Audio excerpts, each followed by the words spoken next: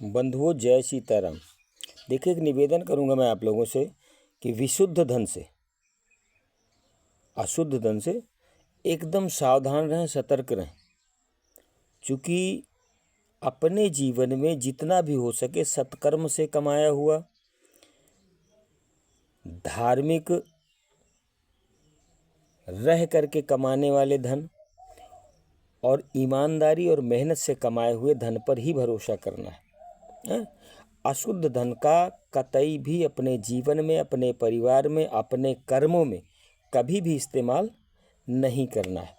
निवेदन कर रहा हूँ मैं आप लोगों से, हो सके तो आप मेरे निवेदन को स्वीकार करिएगा, अन्यथा आप लोगों की मर्जी है। चूँकि आप अपने मर्जी के मालिक हैं, आप स्वतंत्र हैं सब कुछ करने के लिए, सब कुछ सोचने के लिए, सब चीज़ों को अंजाम देने के लिए आप स्वतंत्र हैं। ये कानून ने भी अधिकार दे रखा है, लेकिन कानून के दायरे में रह करके हर काम करने का आपको स्वतंत्रता है, बाकी आगे स्वतंत्रता नहीं है। इसी तरीके से हमारे शास्त्रों ने हमको स्वतंत्रता दी है, लेकिन सत्कर्म में रहकर, संस्कारों के दायरे में रह करके हर चीज़ करने की हमको स्वतंत्रता है। तो ऐसे धन से हमको सतर्क रहना है, सावधान रहना है, जो हमारी बिना मेहनत का है, हमारी बिना ईमानदारी का है, हमारे द्वारा सत्कर्म का नहीं है, वो ऐसे धन से सावधान रहना है। तो प्रयास करिएगा। देखिए, ईमानदारी का जो धन होता है वो हमारे घर के लिए, हमारे परिवार के लिए और हमारे समाज के लिए सबसे अहम भूमिका निभाता है। एक विद्वान है, उन्होंने कहा है कि मदद करना, किसी का सहयोग करना, किसी के ऊपर उपकार कर देना, ये हमारा कर्तव्य नहीं है, हमारे मन का आनंद है। क्योंकि ऐसा करने से हमारे जीवन में खुशियाँ आती हैं, हमारे स्वास्थ्य में हमेशा तरोताजगी बनी रहती है। तो इसलिए मैं आप लोगों से निवेदन करता हूं कि यदि अपने स्वास्थ्य को, अपने परिवार को स्वस्थ रखना है, अपने दिमाग को एकदम पवित्र रखना है, अपने कर्मों को एकदम पवित्र रखना है, और यदि आप ईश्वर को मानते हैं किसी न किसी तरह से, तो सदैव अशुद्ध धन से सावधान रहिए, सतर्क रहिए।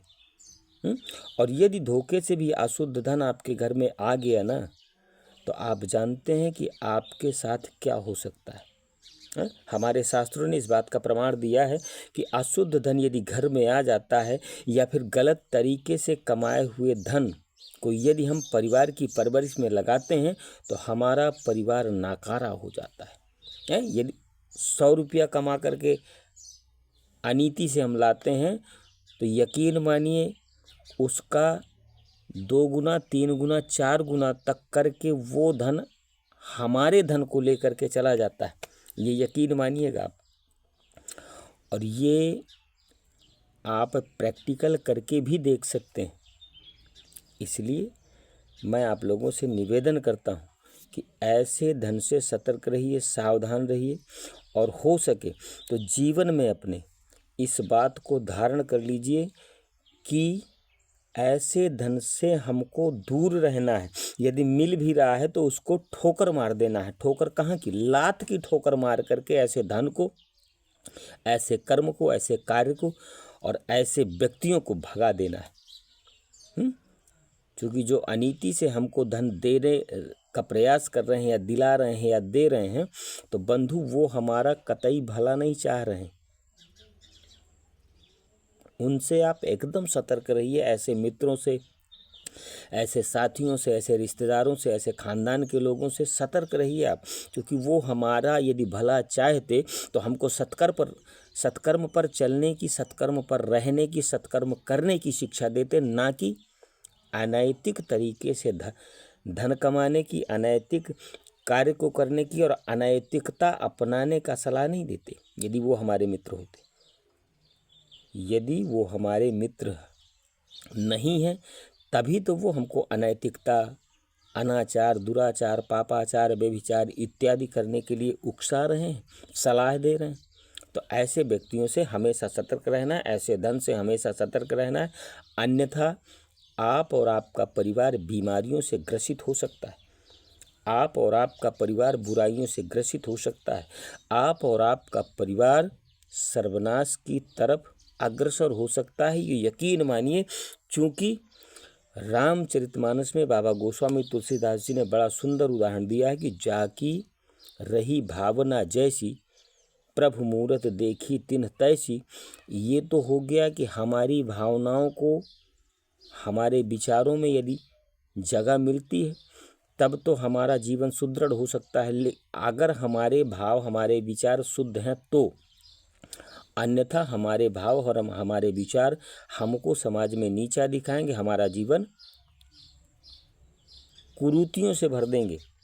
दूसरा उदाहरण बाबा गोस्वामी तुलसीदास जी ने अपने पवित्र ग्रंथ रामचरितमानस में दिया है कि कर्म प्रधान विश्व रचि राखा, जो जस करहि सो तस फल चाखा।